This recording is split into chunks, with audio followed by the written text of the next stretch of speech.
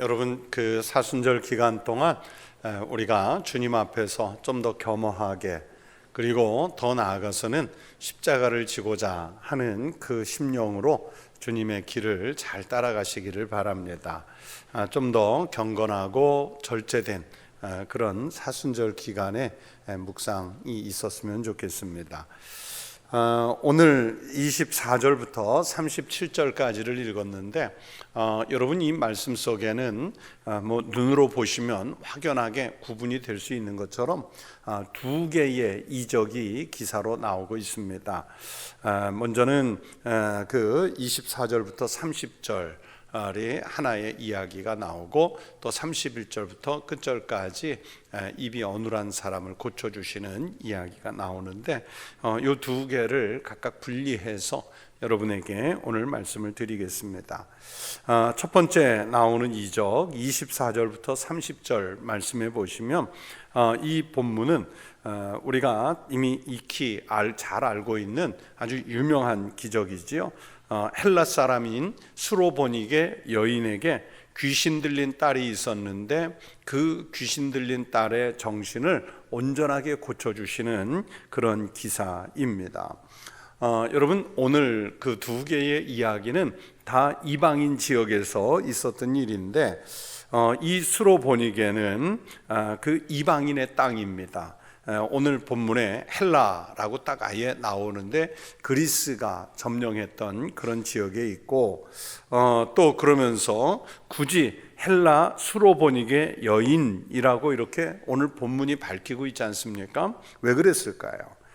그것은 이 본문 속에 예수님 외에 오늘 이적을 체험하는 이 주인공 여인이 이방인인 것을 확실하게 해두는 거예요. 이방 여인이라는 것을 확실하게 못을 박아두는 거예요. 무슨 얘기냐면 여러분 그 이방인이 어떤 사람들입니까? 이 이방인이라고 하면 유대인이 접촉할 대상이 아닌 거예요. 그 유대인들에게 있어서는 선민 의식이 지나치게 강해가지고 유대인 또는 유대인으로 개종한 이런 개종 유대인들을 제외하고는 다 외부인들, 이방인들은 별로 이렇게 인간 취급하지를 않았어요.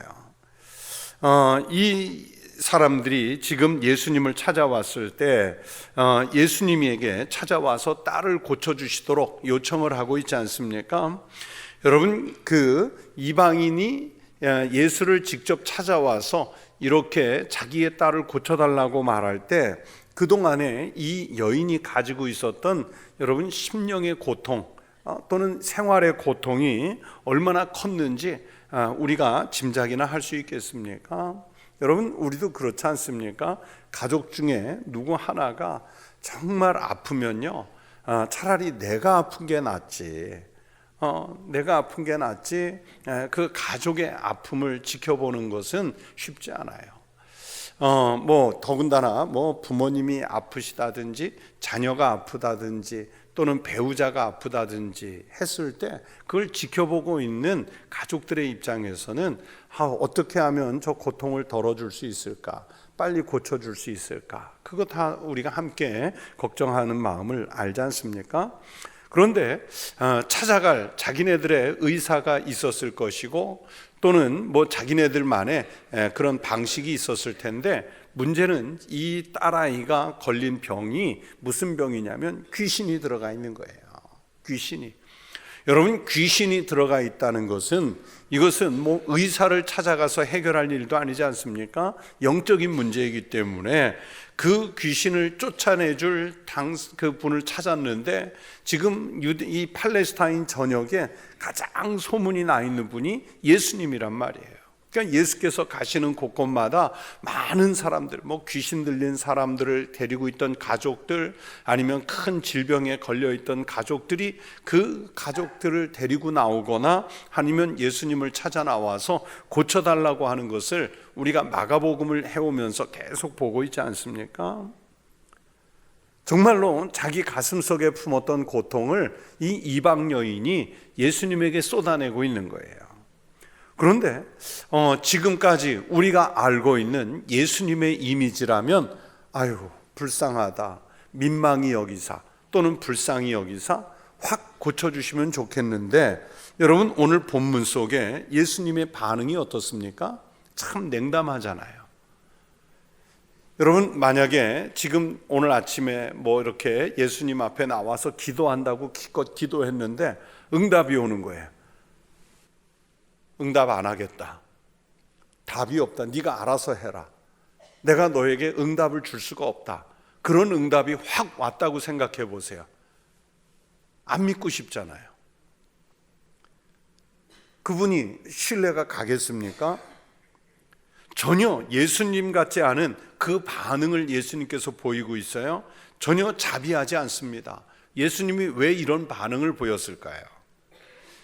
이 예수님을 찾아온 여인이 이방인이었기 때문에 예수님도 어쩔 수 없는 유대인이어서 이 여인을 이렇게 매몰차게 대했을까요? 아니면 우리가 소위 말하는 주변 사람들의 시선이라는 게 있지 않습니까? 많은 사람들이 예수님을 지켜보면서 저 유대인이 저 이방인에게 어떻게 대하는지 한번 보자. 물론 뭐 이방인들의 시선도 있을 수 있는데 더 중요한 것은 유대인들이 있을 것 아니에요. 유대인들이 야, 저 예수가 이방인들, 우리는 별로 인간 취급 안 하는 저 이방인 여인에게 어떻게 대하는지 보자, 이렇게 눈을 부릅뜨고 있으니까 예수님이 거기에 금방 위축이 돼서 주눅이 들어서 그러셨을까요? 말씀드린 대로 유대인들은 이방인에 대해서는요 철저하게 아주 멸시하고 천대했습니다. 여러분 유대인들이 나오는 그 영화를 보면 뭐 옛날에 영화들 이렇게 보시면 그런 것들이 있어요. 독일 사람들이 이 유대인을 얼마나 천박하게 여겼는지 가게 앞에다가 그 팻말을 내걸어요. 유대인과 개 출입 금지. 그러면 유대인하고 개하고 어떤 급이라는 거예요? 동급이라는 얘기예요. 유대인과 개 출입 금지, 또는 뭐 개와 유대인 출입 금지. 그런데 유대인들이 예전에 이방인들을 그렇게 취급했거든요. 예를 들면 갈릴리 남쪽에서 북쪽으로 올라가다가 사마리아인 지역이 있다면, 요한복음 4장에 나오는 말씀 아닙니까? 그런 지역이 있다면 거기를 피해서 가세요. 북쪽에서, 갈릴리 북쪽에서부터 남쪽으로 내려오려고 하면 사마리아를 피해서 뭐 요단강 건너편 쪽이라든지 아니면 아예 바닷길 쪽이라든지 이렇게 내려왔지 사마리아를 관통해서 내려오지 않아요. 그래서 요한복음 4장에 보면 예수님께서 그 수가성의 여인에게 물을 달라고 했더니 여러분 그 여인이 놀래잖아요. 당신은 유대인이면서 어떻게 이방인인 나에게 물을 달라고 하느냐고 여인이 반문하지 않습니까? 그 사마리아뿐만이 아니라 유대인들은 아주 그 철저하게 이 이방인들을 멸시하고 천대를 했습니다. 말 그대로 개처럼 여겼고요, 또 부정하게 여겼고요, 아주 독선적인 차별을 했습니다. 여인은 지금 유대인인 예수님에게 그런 수모를 겪고 있는 거예요. 예수가 그럴 줄 몰랐는데 예수님이 그렇게 하시는 거예요.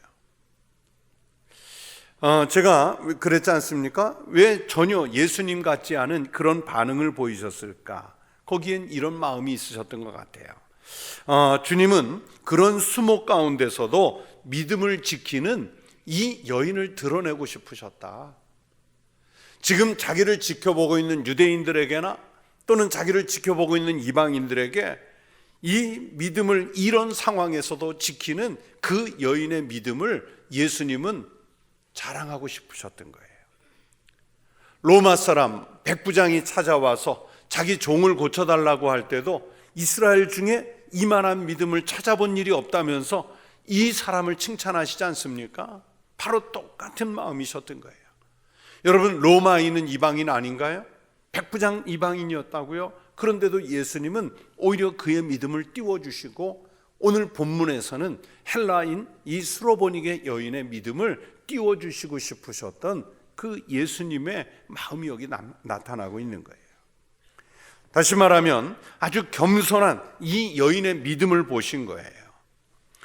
예수님은 언제나처럼 여전히 이방인들이든지 가난한 사람들이든지 또는 병든 사람들에게 긍휼을 베푸시는 자비로우신 우리 주님이신 것을 이 본문이 밝게 보여주고 있는 거예요. 여러분, 주님 앞에 나올 때 바로 이 여인과 같은 태도로 나와야지요. 겸손하게 나와야지요. 주님이 뭐라 하시든 그 말씀을 듣고 그 말씀에 순종하겠다고 하는 자세로 나와야지요. 너희는 먼저 그의 나라와 그의 의를 구하라는 다른 사람들에게 해당되는 일이고, 나는 주님 앞에 나올 때 고개 빳빳이 들고 내 할 주장 다 해가면서 주님이 하시는 말씀에 대해서 내게 좋은 것은 받고 나에게 좀 손해가 되고 이익이 되지 않는다 여기면 오히려 주님의 그걸 밀어내는 그런 모습의 자세로 우리가 주님 앞에 나오고 있는 것은 아닌지. 우리는 전능하신 주님 앞에 나온다 하면서도 사실은 너무 교만하게 나와요. 주님 앞에 우리가 나올 때 얼마나 교만한 태도로 나오는지 아세요? 주님 앞에 나오는 그 태도를 보면 마치 자기가 뭐라도 된 듯이, 여러분, 바리새인들이, 서기관들이, 제사장들이, 율법사들이 주님 앞에 나올 때 자기네들이 뭐라도 된 듯이 나오잖아요. 예수님보다 성경을 더 알고 있는 것처럼, 예수님보다 전통을 더 알고 있는 것처럼, 예수님보다 모세를 더 잘 알고 있는 것처럼, 마치 아브라함의 후손이라는 것이 모든 계급장의 최상위에 있는 것처럼 그런 자세로 나오던 사람들이 바리새인들이고 서기관들이었는데, 여러분, 우리가 성경 속에 그들을 탓하기 이전에 우리도 주님 앞에 나올 때 그런 모습으로 나온다고요. 자기가 사회에서 어떤 그 사회적 지위 하나를 가지고 있으면 그 지위를 마치 주님 앞에서도 적용받아야 해도 괜찮은 지위처럼 그거 가지고 나와서 교회에서 그 사회적 지위를 이용해 먹으려고 하잖아요. 아니면 교회에서 가지고 있는 직분, 아니면 교회 다닌 횟수, 아니면 남들보다 내가 신앙적 우위에 있다고 판단하는 그런 신앙적 그 우월감, 이런 것들이 우리가 주님 앞에 나올 때 가지고 오는 장식품 아닙니까? 그래서 그런 태도로 나왔을 때 주님이 뭐 오늘 은혜 주시면 좋고 안 주시면 말고, 우리는 주님 앞에 나올 때 그런 태도로 나오는 것은 아닌지 한번 우리의 신앙을 늘 점검하고 바라봐야 합니다. 지금 예수님은 이 스로보니게 여인을 뭘 보시는 거냐면요, 아주 절박한 믿음을 보시는 거예요. 절박한 믿음을 보는 거예요.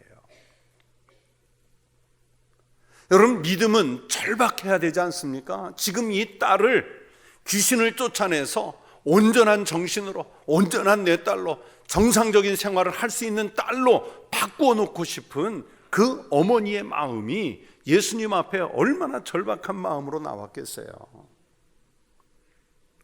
그러니까 예수님께서 아무리 냉담하게 쌀쌀맞게 정말 예수님 같지 않게 차갑게 대우했는데도요, 그런데 거기서 끈기와 인내가 생기지 않습니까? 숨어도 견뎌낼 수 있을 만큼 예수님이 나를 개취급해서 주인의 밥상에서 떨어지는 음식을 먹어야 한다고 대답을 해야 할 만큼 그런 겸손한 마음으로 지금 주님께 요청을 하고 있잖아요.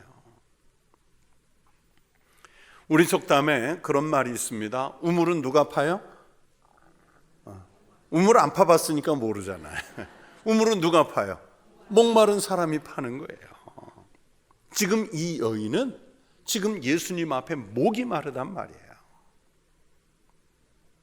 하나님이 주시는 은혜의 물, 치유의 물, 감격과 감동의 물, 그거를 파야만 내 딸이 사니까. 그렇게 절박하고 절실한 믿음이 있어야 주님 앞에 나오며 더욱 겸손하게 더 낮아져서 주님을 찾는 거죠. 그래서 여인은 지금 본문에 보면 예수님께 오자마자 곧 와서 그 발 아래 엎드렸다. 오늘 성경이 그렇게 말씀하지 않습니까? 그리고 간구했다 그랬는데 헬라어로 이 간구했다는 말이 무슨 뜻이냐면 거듭해서 호소하다 그런 뜻이에요. 우리는 주님 앞에 나와 뭔가 간구를 할 때 기도 제목을 막 펼쳐놔요.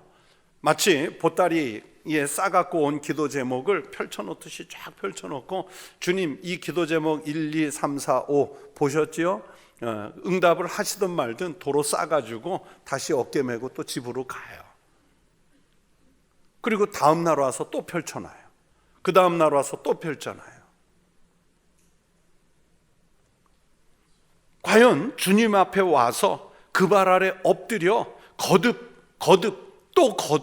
호소하는 이 여인의 그런 간절함, 절박한 심령이 우리 앞에 있는가? 우리 앞에 있는가? 이런 여인의 모습을 보고 주님이 고쳐주시는 거예요.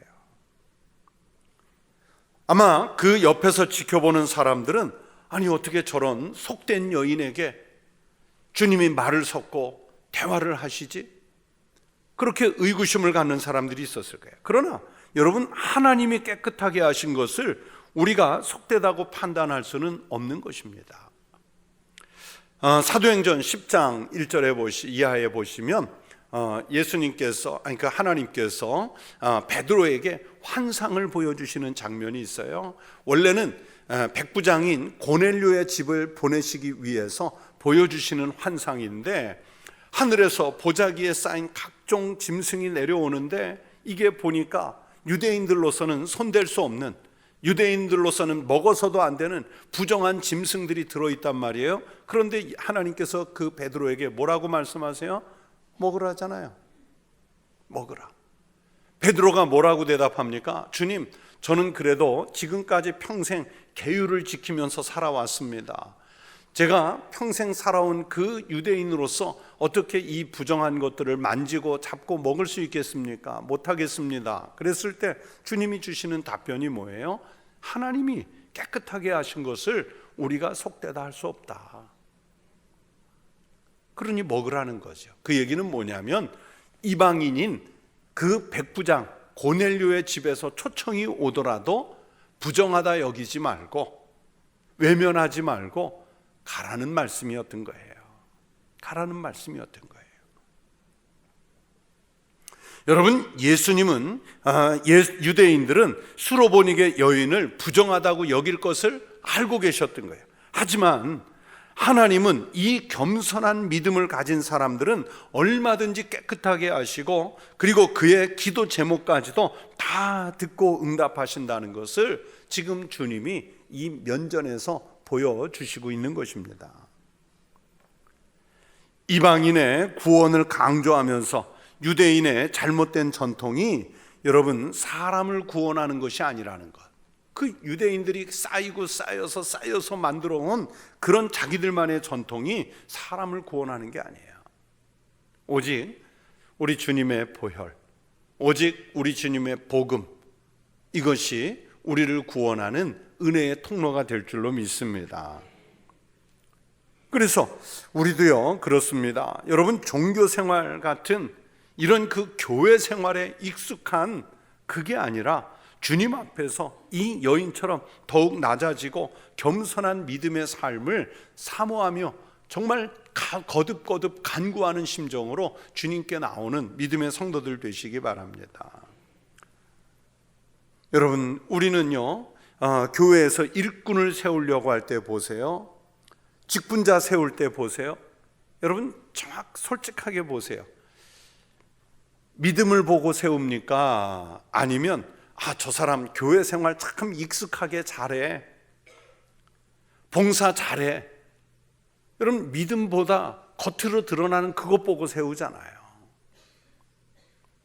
오늘날 우리 한국교회가 정말 어려운 게 뭐냐면 옛날에는요 전 세계 어디에 가도 사실은 항존직이라는 게 자체가 없어요. 항존직분자 교육할 때 늘 말씀드리지만 보통은 뭐 임기제가 있든지 나이를 정해서 은퇴하든지 하는데 그런데 우리는 왜 항존직이 있냐면 역사 속에 교회가 너무 박해를 많이 받고 하니까 정말 어떤 박해 속에서도 교회를 지켜줄 사람이 필요했던 거예요. 목사님이든 장로님이든 권사님이든 안수집사님이든. 그래서 항존직의 그 항자는 항상 항자, 교회가 필요로 하면 항상 교회에 있어라. 시간도 항상 주님과 함께하는, 교회와 함께하는 그런 믿음을 요구해서 붙여줬는데 지금은요 안 그래요. 여러분, 항존직 맡았다고 해서 뭐 교회에 옛날처럼 항상 존재하고 항상 시간을 쓰든가요? 되는 과정에서는 어느 정도 필요한지 모르는데 된 다음에는 이미 끝난 거예요. 그냥 무덤에 이름 붙일 수 있는 좋은 이름 하나 얻은 거죠. 정말 내 가슴 속에 예수 그리스도를 향한 헌신, 순종, 겸손, 이게 들어있는 사람이 뽑혔느냐? 아니거든요. 요즘은 인기 투표죠. 그래서 한국 교회가 그래서 어려운 거예요. 지금은 인기 투표로 뽑지, 아니면 겉으로 드러나는 봉사 몇 가지 한 거 보고 뽑지, 정말 가슴 속에 이 수로보니게 여인처럼 무릎 꿇고 나와서 개 취급을 받더라도 정말 주님 앞에 그렇게 거듭거듭 호소할 수 있는 신앙을 가진 사람들로 세워졌느냐, 이걸 지금 묻고 있는 거예요. 여러분, 종교 생활, 교회 생활에 익숙한 사람이 아니라 좀 서툴지라도 주님 앞에서 더 낮아지고 더 겸손한 믿음 가지고 나올 수 있는 이런 수로보니게 여인 같은 믿음을 가지고 주님 앞에 나오는 성도들 되시기를 바랍니다. 또 두 번째 이적은 31절부터 37절인데 여기서는 예수님이 귀먹고 말을 더듬는 사람을 고쳐주시는 이적을 보여주시죠. 그런데요, 여러분, 오늘 이 본문 31절에서 예수님이 걸어가시는, 예수님이 비행기 타고 가시지는 않았을 거 아니에요. 자동차 타고 가시지는 않았을 거예요. 걸어가셨을 텐데 예수님의 그 동선에 우리가 주목할 필요가 있습니다. 오늘 본문은 다 이방인 지역에서 일어났다고 그랬죠. 31절에 보면 예수께서 다시 두로 지방에서 나와 시돈을 지나고 데가볼리 지방을 통과하여 갈릴리 호수에 이르심에, 이렇게 동선이 나와요. 두로에서 시돈, 데가볼리, 갈릴리 호수, 이런 동선이 나오는데 제가 지도를 하나 보여드릴게요. 지도를 보십시오. 잘 보이시나요? 그 화살표로 이렇게 표시해 놓은 데는 빨간데 거기가 뭐예요? 두로와 시돈이 이렇게 표시되어 있어요. 이 지도를 놓고 보면 갈릴리 호수가 보이시나요? 안 보이세요? 저는 여기서 저 조그만 모니터도 보이는데 갈릴리 호수 보이세요? 저 위에 조그맣게 생긴 게 파란색이 갈릴리 호수. 그러면 요 아래 남쪽은 여기 중간에, 지도 중간에 있는 저기는 어딜까요? 사해. 저 사해 쪽에는 이제 예루살렘도 있고 베들레헴도 있고 여리고도 있고 이제 그렇고, 우리가 흔히 예수님의 주 무대라고 할 수 있는 곳은 저 북쪽에 조그만 갈릴리 호수. 그런데 이 지도에서 보면요, 자, 두로와 시돈이 갈릴리 호수를 기준으로 하면 어디에 있습니까? 북쪽에. 그렇죠? 북쪽에 있고요. 또 그러면서 이스라엘 전체를 놓고 봐도 완전히 북쪽에 있는 거예요. 오늘날은 지금의 국경을 가지고 하면 저기가 어디에 해당이 되냐면 레바논에 해당이 되는 거예요. 그러니까 레바논에서는 남쪽이라고요. 남쪽. 그런데 저 두로와 시돈 지역은 예수님 당시에도요 이방인 지역이었어요.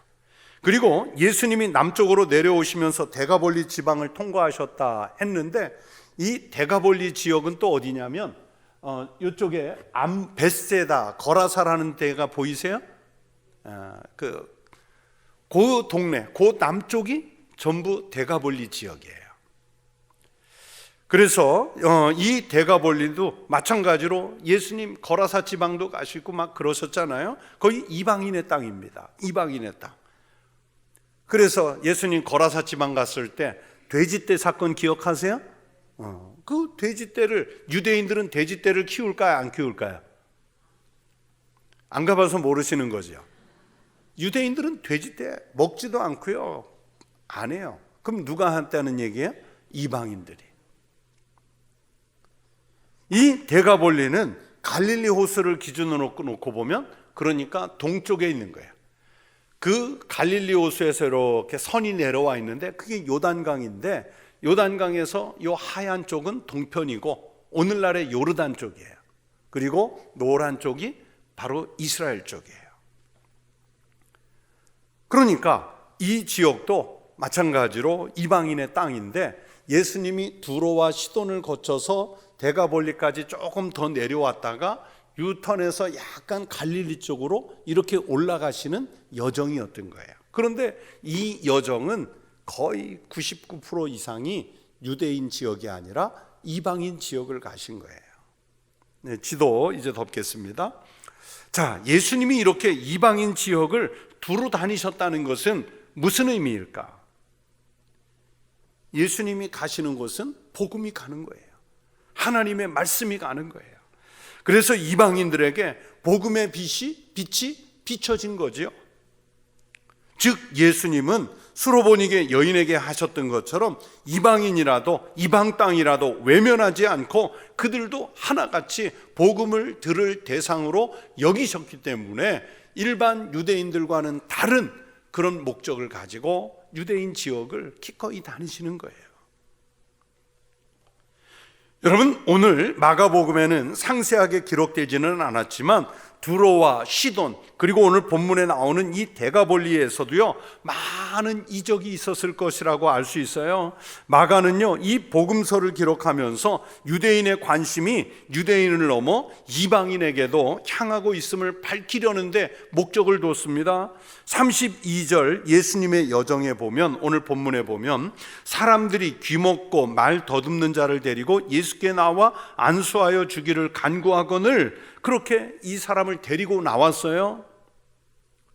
그러니까 예수님이 이방인 지역에서 수로보니게 여인 하나 고쳐주고 다시 여기 데가볼리까지 와서 이 사람 고쳐준 것으로 이방인 땅에서의 사역을 다 마쳤을까?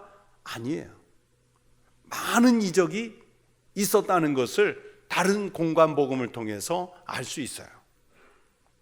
이 오늘 본문과 같은 내용을 소개한 게 마태복음 15장인데 마태복음 15장 30절이 이렇게 말씀하고 있습니다. 큰 무리가 다리 저는 사람과 장애인과 맹인과 말 못하는 사람과 기타 여럿을 데리고 와서 예수의 발 앞에 앉힘에 고쳐주시니, 오늘 본문은 이 귀먹고 말 더듬는 자 한 사람의 이야기인데 똑같은 내용이 마태복음에서는 다리 저는 사람, 장애인, 맹인, 말 못하는 사람, 기타 여럿을 데리고 와서 예수의 발 앞에 왔다 그랬어요. 이방인들이에요. 다 이방인들이에요. 그랬더니 예수님이 고쳐주셨다 그렇게 말씀해요. 이렇게 많은 중증 환자들이 예수님께 나왔고, 그러면서 마가는 오늘 본문에서 그 중에 이 사람 귀먹고 말 더듬는 자, 이것에 대해서 대표적인 예로 제시를 하는 거예요. 33절은 그 사람을 어떻게 치유하시는지 치유하는 방식을 소개하지 않습니까? 예수께서 그 사람을 따로 데리고 무리를 떠나사 손가락을 그의 양귀에 놓고 침을 뱉어 그의 혀에 손을 대시며. 이 사람은요 본문을 그냥 원문을 가지고 해석을 하면 청각장애가 있어서 말을 듣지 못했고요. 그런데 말을 듣지는 못했는데, 우리는 보통 청각장애가 있으면 농아라고 그래서 듣지 못하고 동시에 말을 못하지 않습니까? 그런 경우가 많은데 또 예외도 있어요. 청각장애가 있어서 말을 듣지는 못하지만 또 말은 아예 못하는 게 아니라 일부 하는 분들이 있거든요. 그런 장애가 있는데, 그래서 이 본문 속에 이 사람도 듣지는 못하는데 말 더듬는 자라고 오늘 본문이 표현했어요. 그러니까 말을 하는데 어려움을 느끼는 사람이었다는 거예요. 이 본문을 헬라어로 모기랄로스라는 단어를 썼는데요, 이게 무슨 뜻이냐면, 모기랄로스라는 게 말할 때 어려움을 겪는 사람, 그런 뜻이에요. 그러니까 말을 하는데 힘들게 하는 사람, 말을 좀 힘겹게 하는 사람, 더듬으면서 하는 사람, 그런 거예요. 이런 사람이 예수님 앞에 나오면 예수님 보통 말씀으로만 고치시죠. 뭐 중풍병자가 왔다든지, 아니면 혈루병을 앓고 있는 사람이 왔다든지, 귀신 들린 사람이 왔다든지, 그러면 내 믿음이 너를 구원하였으니 평안히 가라, 또는 뭐 내 믿음이 너를 구원하였으니 내 자리를 들고 일어나 가라, 이렇게 말씀만으로 고치시는 경우가 많은데, 오늘 본문에서는 이 사람에게는 예수님이 손을 대시는 거예요. 다시 말하면 안수해서 기도하신 거예요. 비슷한 예로 요한복음 9장에 보면 예수님께서 맹인의 눈을 뜨게 하시는 이적이 소개되죠.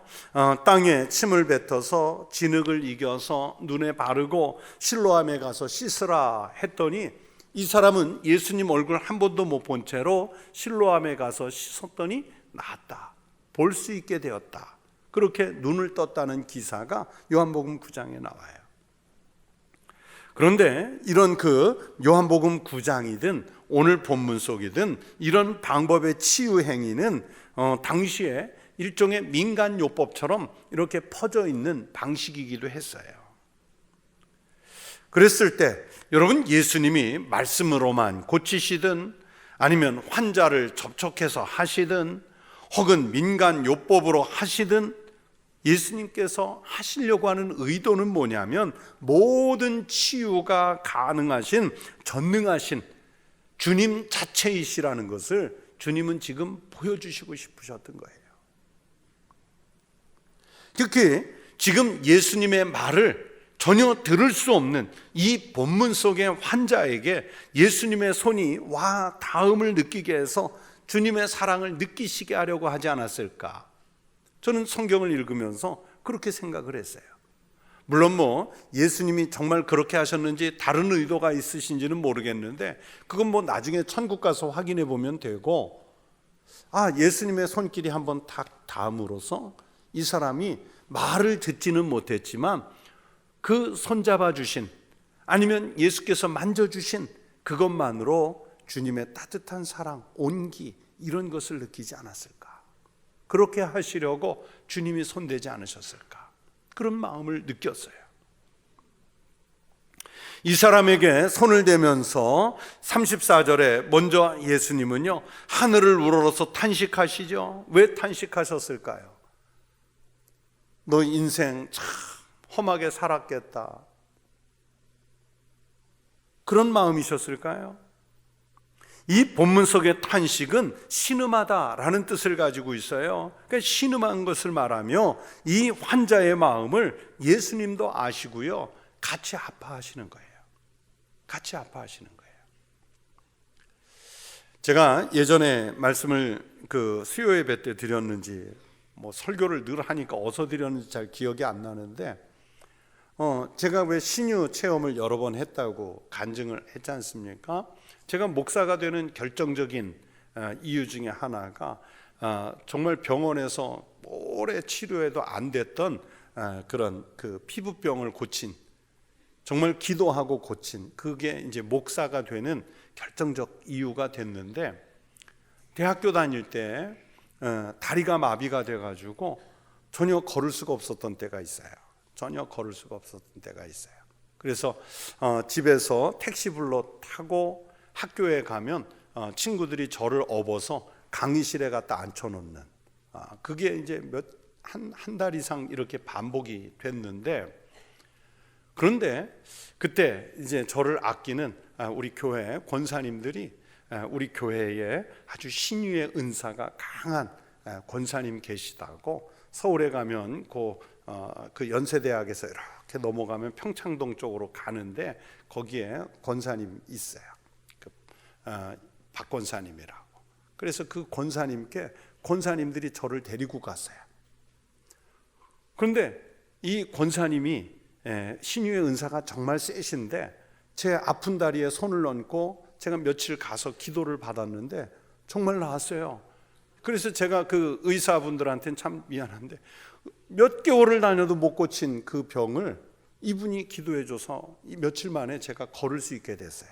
그런데 이 권사님의 참 감사한 게 뭐냐면 이 권사님 앞에 사람들이 잘 안 가요. 왜 그러냐면 권사님이 아픈 사람을 위해서 기도해 주시고 나면 본인이 아프세요.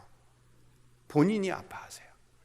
예를 들어서 저를 위해서 그렇게 다리에 손 얹고 기도하시고 나면 며칠 동안 이분이 다리가 아파서 걷지를 못해요. 그러니까 다른 권사님들이 아니까 데리고 가면서도 되게 미안한 거예요. 저는 또 얼마나 미안하겠습니까? 그런데 아무튼 결과적으로는 제가 나았어요. 그러니까 자기 아픈 걸 무릅쓰고 기도할 때는 그 권사님의 마음이 어땠겠어요? 그렇죠? 환자의 마음을 알고 같이 아픔에 동참하면서 기도해 주신 거예요. 환자를 깊이 동정하는 마음이 들어가 있기 때문에 하신 거예요. 그래서 우리 장로교 만드신 종교개혁자 깔뱅은 오늘 본문에서 사람의 처지를 아시고 마음속 깊이 동정하셨다, 이 탄식에 대해서 그렇게 해석을 했어요. 동정하기 위해서 탄식하신 거예요. 예수님은 그렇게 고통당하는 이 인간을 위해서 탄식하시는 거예요. 그리고 이 사람에게 손대시고 에바다라고 하셨는데 이 에바다는요 헬라어가 아니라 아람어예요. 아람어. 이 성경에 종종 아람어가 나오거든요. 엘리 엘리 라마 사박다니. 엄마, 어머니를 어마, 아버지를 아빠, 아버지여 할 때 아파. 이게 다 아람어예요. 그러니까 혹시 이 성경을 읽으면서도 아람어를 모르는 사람들이 있을까 봐 마가가 얼마나 친절한지 이 아람어 에바다, 실제로는 발음이 에바다가 아니고요, 이건 한국식 표현이고 에파다예요. 에파다, 완전히 열려라 이런 뜻이거든요.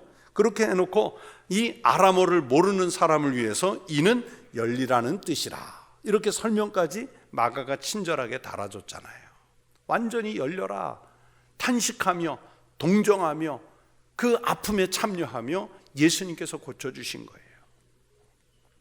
그랬더니 그 이적의 결과가 뭡니까? 그의 귀가 열리고 혀가 맺힌 것이 곧 풀려 말이 분명하여 졌더라.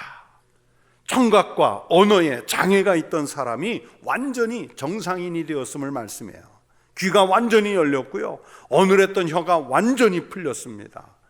이사야 35장 5절에 보면 그때에, 즉 하나님의 때가 되면 맹인의 눈이 밝을 것이며 못 듣는 사람의 귀가 열릴 것이며 메시아가 오시면 이런 세상이 열리는 거예요.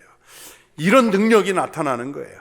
예수님이 맹인의 눈을 뜨게 하시고 못 듣는 이의 귀를 여셨다는 것은 바로 예수님이 우리가 그렇게 기다리던 그리스도이시라는 것을 밝혀주는 이적이에요. 그러니까 오늘 본문 속에 이 두 가지 이적은 그리스도가 오셨다는 것을 확증하는 말씀들인 거예요.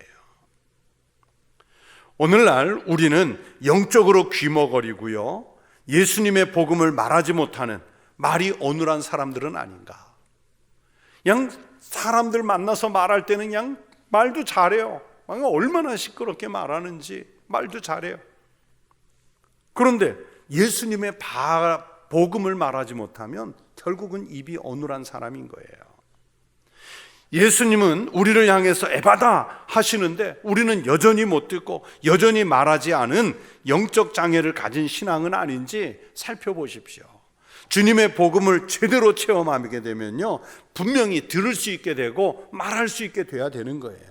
오늘 본문에서 이 치유받은 이에게 예수님 소문내지 말라고 당부하시죠. 36절에 보세요. 예수께서 그들에게 경고하사 아무에게도 이르지 말라 하시되 경고하실수록 그들이 더욱 널리 전파하니, 어떤 상황입니까? 말리지만 못 말리는 거예요.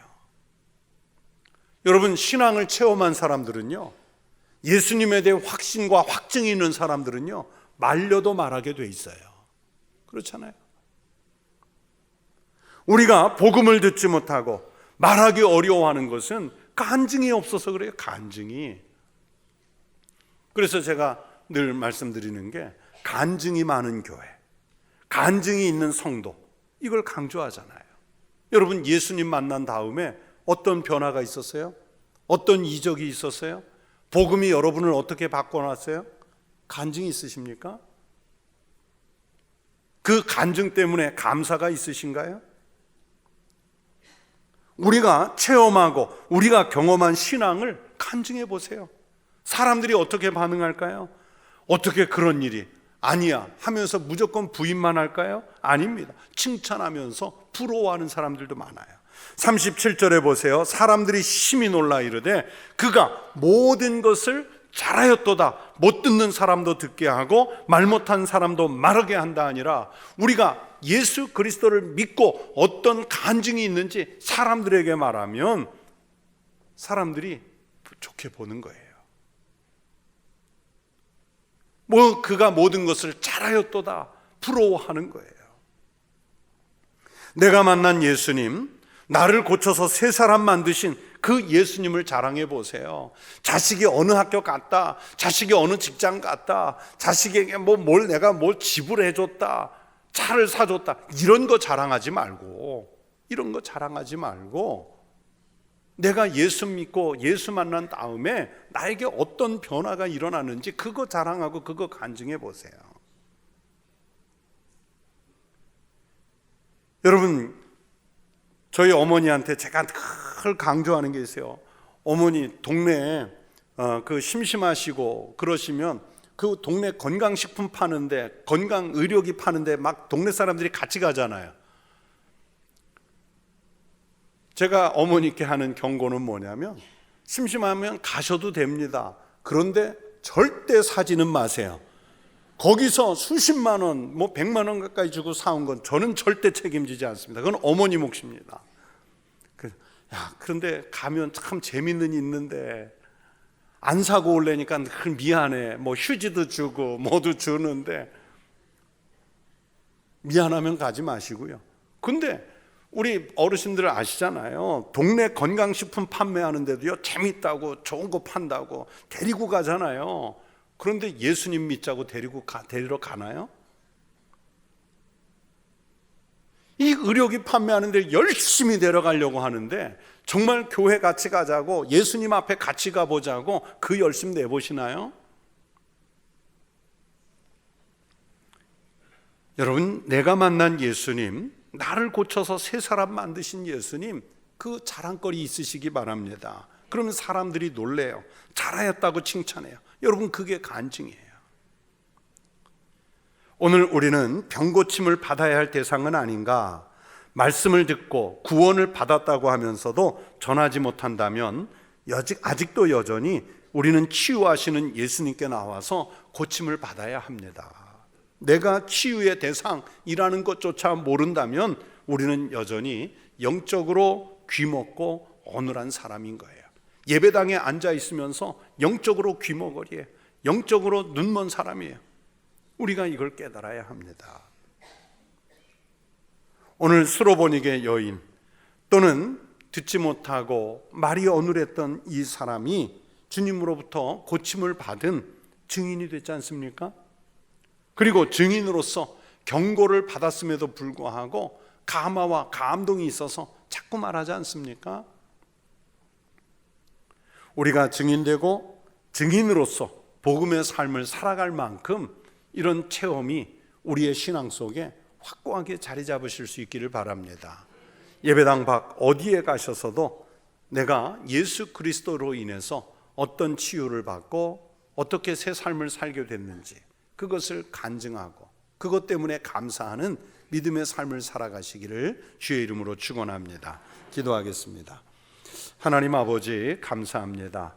겸손한 사람들에게 내려주셨던 그 믿음, 주님 앞에 정말 겸손히 나와 거듭거듭 간구하여 치유를 받았던 그 믿음, 오늘은 바로 우리의 신앙 고백이 되게 하여 주시옵소서.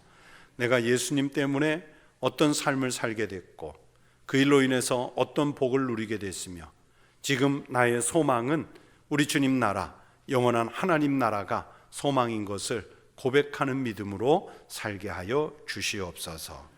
하나님, 이 시간 주님께 귀한 예물을 드린 손이 있습니다. 이 손에 복을 더하시고 이 거룩한 예물이 쓰이는 곳에서 우리 주님 그리스도 예수의 복음이 선포되게 하여 주시옵소서. 아픈 성도들 어루만져 주시고 또 우리의 이웃과 세상 속에 심령을 상하고 다친 사람들에게 오직 그리스도 예수의 복음으로 인해 저들을 구원하고 생명을 살리는 역사가 일어나게 하여 주시옵소서. 감사하며 예수님 이름으로 기도드리옵나이다. 아멘.